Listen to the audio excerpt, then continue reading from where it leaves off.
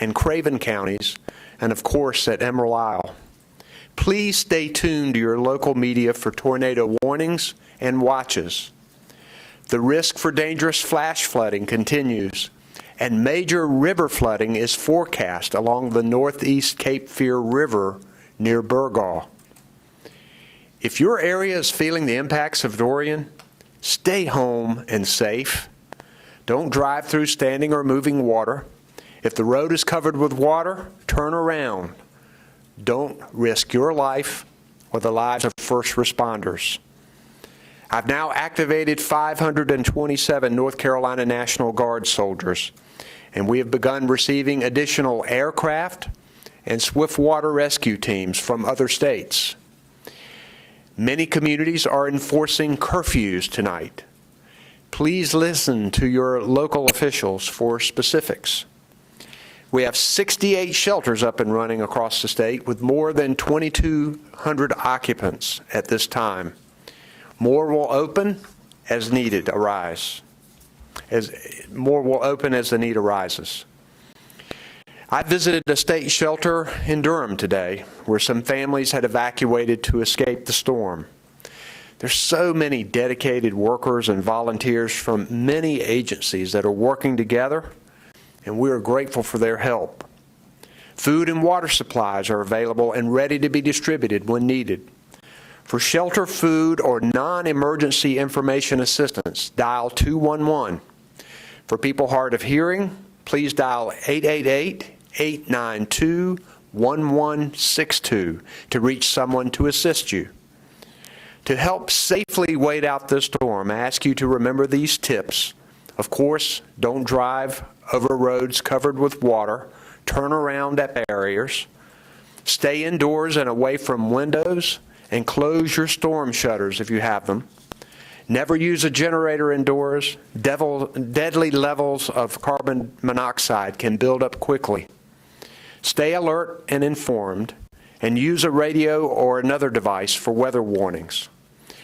You can stay informed by visiting readync.org for emergency information or drivenc.gov for road conditions. And if you want to donate your time or financial assistance, please go to nc.gov/donate. And as always, we're grateful to our utilities, Duke Energy, Dominion, Electricities, and the co-ops for their hard work in getting people's power back on. Our teams at the State Emergency Operations Center and those staged here today will help where they are needed most. And they are ready to move into action when needed with response and recovery with Hurricane Dorian. I have leaders here to talk to you. This afternoon we have Emergency Management Director Mike Sprayberry, Public Safety Secretary Eric Hooks, our Department of Transportation Chief Engineer Tim Little, North Carolina National Guard General Jim Ernst, State Highway Patrol Commander Colonel Glenn McNeil, our FEMA Federal Coordinating Officer Libby Turner is with us, Katie Webster, our meteorologist, is with us. Also, Commander Matt Moyer of the United States Coast Guard is on stage today, and Lee Williamson is providing our signing for the hearing impaired. We'll ask questions at the end, but first I'm going to ask Mike Sprayberry to give us a report. Mike? Thank you, Governor. The State Emergency Operations Center remains activated at a level 1 for Hurricane Dorian response operations. Hurricane Dorian's impacts include heavy precipitation and winds, as well as a high storm surge along the coast, sounds, and rivers. Risk of flash flooding remains high east of I-95 from the South Carolina border to the Virginia border.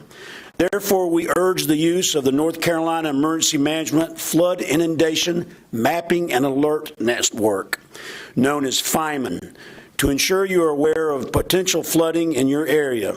You can get there by logging in at fiman.nc.gov. That's fiman.nc.gov. You can sign up to be alerted by text or email by FIMAN when rivers or streams begin to rise near you. We continue to increase our flood fighting inventory of swiftwater rescue teams, National Guard, high water vehicle teams, urban search and rescue teams, ambulance strike teams, and aircraft. We will continue to experience our greatest impacts for Hurricane Dorian for the rest of today and tomorrow. We urge everyone in the impacted areas to stay in a safe place and off the roads. Always follow the instructions of your local officials. Our response assets are now fully staged and prepared for an aggressive response. We're also working on a detailed post-storm preliminary damage assessment plan, and several members of the State Disaster Recovery Task Force have already met at the State EOC and are working on a rapid transition from response to recovery. Our utility partners are well positioned for power restoration operations as soon as the storm passes.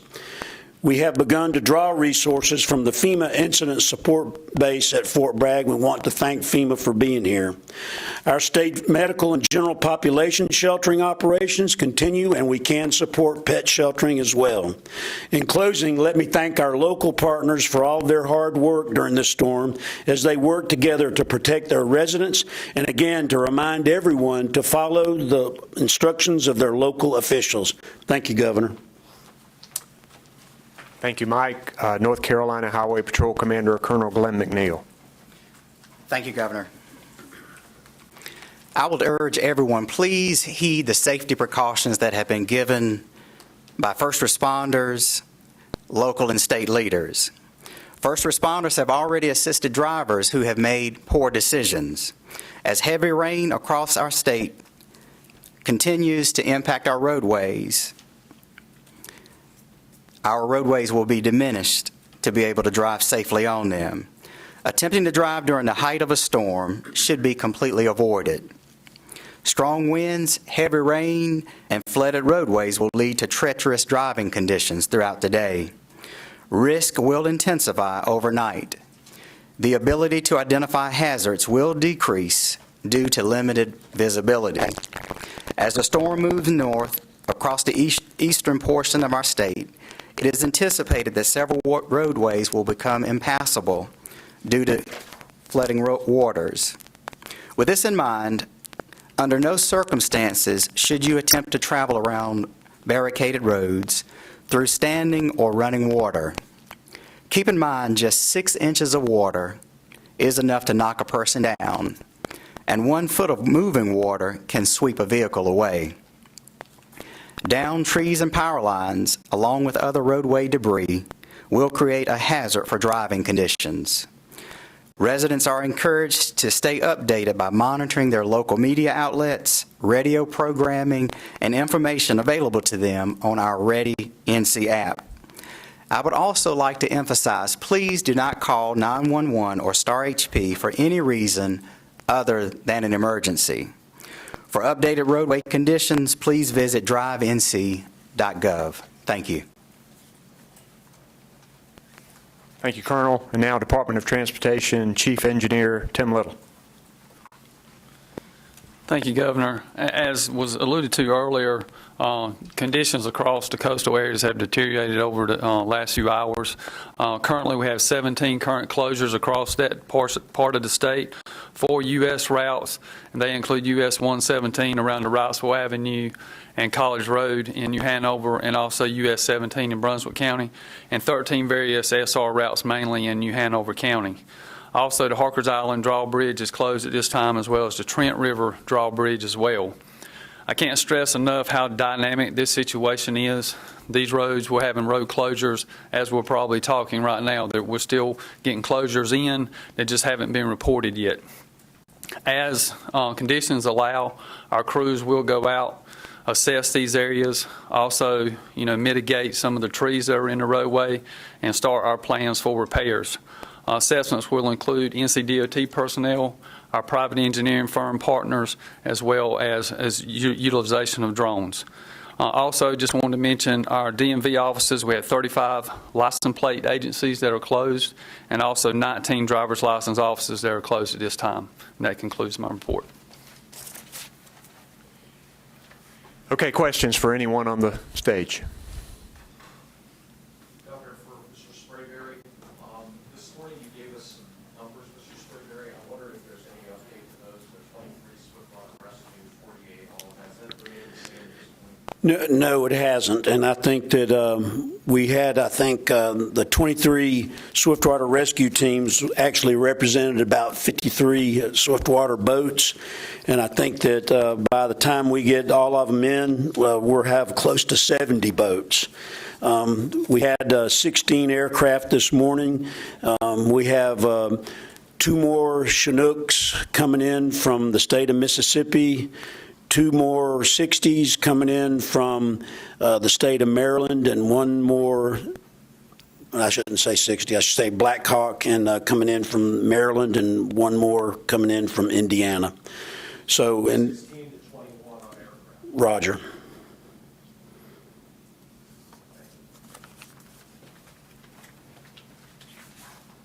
Other questions? Yes, sir, Ed. Governor, if I may, if your forecasters, you said you have a meteorologist, have you given any updates? When do you expect the worst tonight? What is the worst that you're expecting? You gave a few numbers this morning. Sure. Anything changed in that? I'll let Katie Webster, our meteorologist, address that.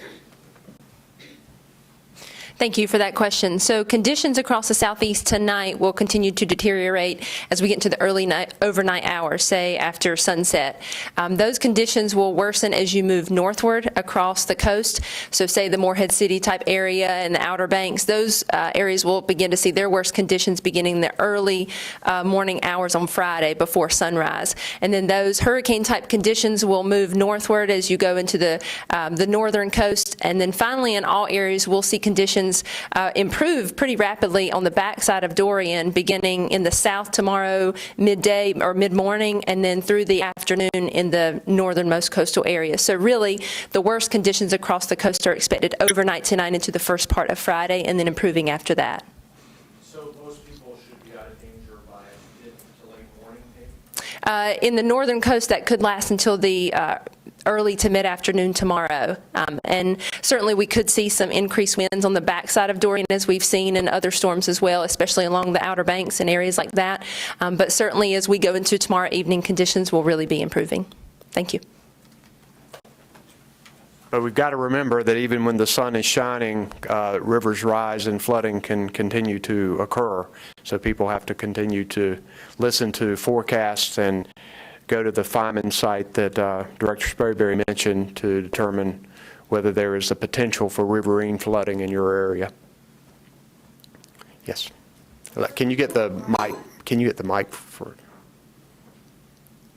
Oh, okay. We'll get you first and then you. For people who are not in that evacuation zone, maybe they think that they are not in any danger. Can you give a message to those people who are more inland on how quickly conditions can change? Sure. Flash flooding can occur in many places throughout central North Carolina. Some of the central North Carolina is going to get some tropical force winds that can knock down trees, that can make power go out. So we recommend that people stay indoors tonight in these affected areas. Watch your weather forecast, and if you're going to get some tropical storm winds in your area, it's best to stay home and off the roads. Listen for tornado watches and warnings, because that certainly can happen in inland areas, along with flash flooding. People need to be careful tonight, and we'd rather them stay home and hunkered down. Wait a minute, right here. Yes, sir. Tommy Goldsmith from North Carolina Health News. Director Sprayberry, have you had communication from adult care homes or nursing homes about evacuation?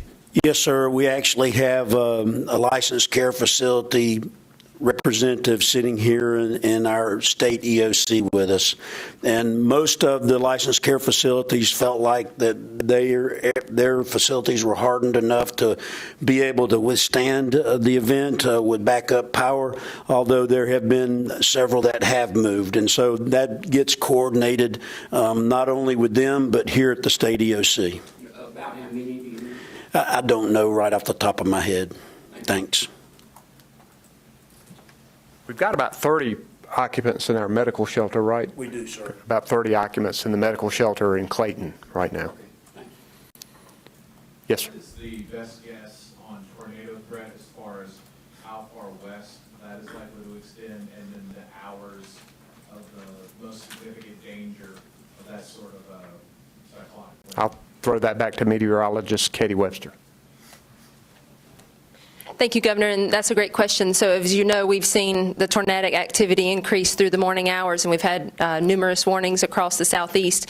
I believe that tornado watch has been reduced a little bit to include now portions of the eastern Piedmont and just central portions of the coastal plain. I believe that's in effect through tonight. But that threat for tornadoes will continue into the evening hours and probably into the first part of tomorrow. And certainly we do have that risk of seeing tornadoes into the first part of tomorrow as those outer bands of Dorian move northward.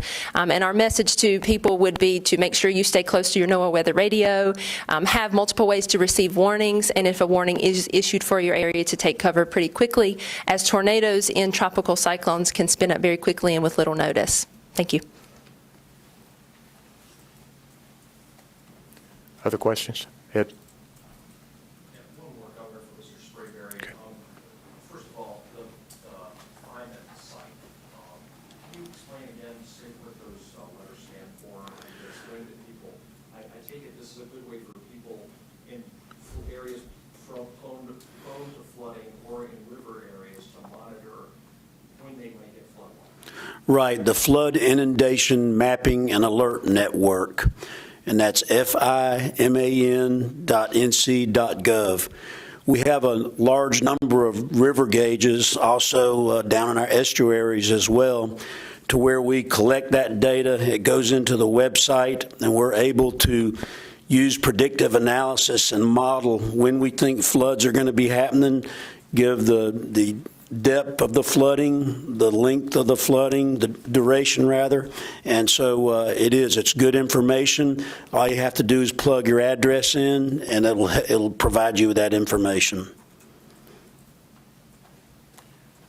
They helped us significantly with Florence after Matthew. More gauges were installed, and we're scheduled to have even more Yes, sir. gauges installed as well.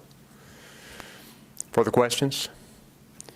All right, we will probably reconvene for another hearing at about 10 o'clock or so tomorrow. Thanks very much.